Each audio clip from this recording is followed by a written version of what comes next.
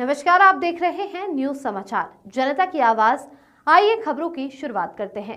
प्रयागराज से बड़ी खबर। कुंभ में भगदड़ के बाद श्रद्धालुओं की मौत पर बोले कथावाचक देवकी नंदन ठाकुर जी। बता दें, भीड़ की वजह से मैंने संगम घाट पर नहीं बल्कि गंगा घाट पर स्नान किया। अगर आप कहीं भी गंगा यमुना में स्नान करेंगे तो आपको वही फल प्राप्त होगा जो संगम में नहाकर होगा। तो आइए देखते हैं पूरी रिपोर्ट संवाददाता अभिषेक दुबे के साथ।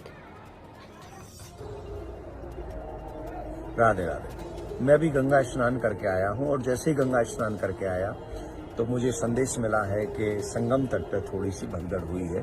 मैं आप सबसे निवेदन करूंगा कि इस समय प्रयागराज में कुंभ में बहुत बड़ा जन सैलाब है। दूसरी बात ये निवेदन करूंगा कि मैं स्वयं गंगा में स्नान किया हूं, ना कि संगम पे गया हूं। संगम पे इसलिए नहीं गया हूं क्योंकि इस समय वहां संख्या बहुत है और मैं अगर गंगा के तट पे स्नान कर रहा हूं तो मुझे वही फल मिल रहा है जो संगम में स्नान करने का फल मिल रहा है।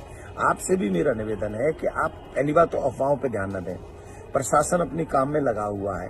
दूसरी बात आपसे एक रिक्वेस्ट है, बच्चे और बुजुर्ग आपके साथ में हैं तो आप गंगा के तट पे हैं, जमुना के तट पे हैं, आप जहां हैं अगर आप वहां ही स्नान कर लेंगे तो आपको वही फल मिलेगा जो फल संगम में स्नान करने का मिलता है। सच बताएं, अगर मन में भाव है और आप गंगा में स्नान कर रहे हैं तो त्रिवेणी में फल मिलेगा, त्रिवेणी स्नान का।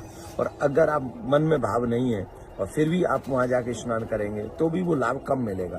तो आपसे रिक्वेस्ट कर रहा हूं, इस समय बच्चे बुजुर्गों को लेके बिल्कुल भी न जाएं।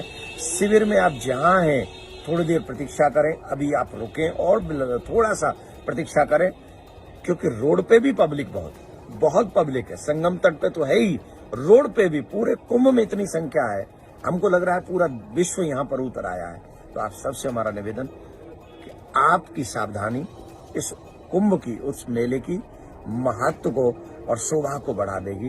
तो बी केयरफुल। आप सब अपने परिवार के लिए प्रिय हैं, हमारे लिए प्रिय हैं। यहाँ एक एक सनातनी हमारे प्राण से ज्यादा प्रिय है। आप हमारे लिए बहुत प्रिय हैं। जितना आप अपने परिवार के लिए प्रिय हैं उतना ही आप मुझे प्रिय हैं। एवरी सनातनी मुझे बहुत प्रिय है।